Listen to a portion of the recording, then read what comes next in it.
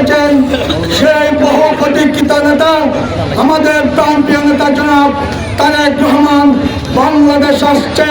সেই জন্য আজকে রাজনগর এবং ইসলামপুরের বিএনপি যুবদল, স্বেচ্ছাসেবক দল, ছাত্র দল, শ্রমিক দল এবং সর্বসাধারণের জনগণ যে আনন্দ স্বাগত মিছিল করেছে, সেই জন্য আমি আমার ব্যক্তিগত পক্ষ থেকে হুমায়ুন কাদের চৌধুরীর পক্ষ থেকে আন্তরিক ধন্যবাদ এবং কৃতজ্ঞতা জানাচ্ছি। আমরা বিএনপি পরিবার একটি পরিবার, সুখে দুঃখে 17 বছর ছিলাম। ইনশাল্লাহ আগামী জাতীয় নির্বাচনে আমরা একসাথে কাঁধে কাঁধ মিলিয়ে অবশ্যই একটি পরিবার হিসেবে থাকবো।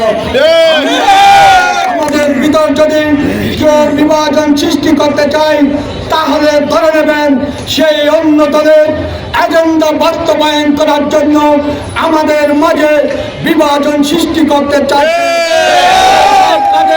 কান না দিয়ে সবাইকে একত্রিত হয়ে আগামী দিনে কাজ করার আহ্বান জানাচ্ছি এবং বিএনপি যুবদল, ছাত্রদল, স্বেচ্ছাসেবক দলের নাম দিয়ে কোনো অপকর্ম কেউ করে থাকলে তথ্য প্রমাণ সহ আমাদেরকে দিলে তার বিরুদ্ধে সাংগঠনিক ব্যবস্থা নেব। কিন্তু দলকে দুর্বল করার জন্য যারা যে বক্তব্য প্রদান করেন তার জন্য আগামী দিনে হুঁশিয়ার করে বলছি, যদি কেউ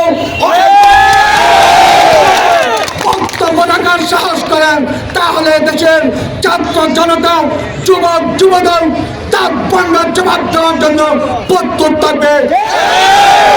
আমি আমার বক্তব্য শেষ করলাম। খোদা হাফেজ। বাংলাদেশ জিন্দাবাদ।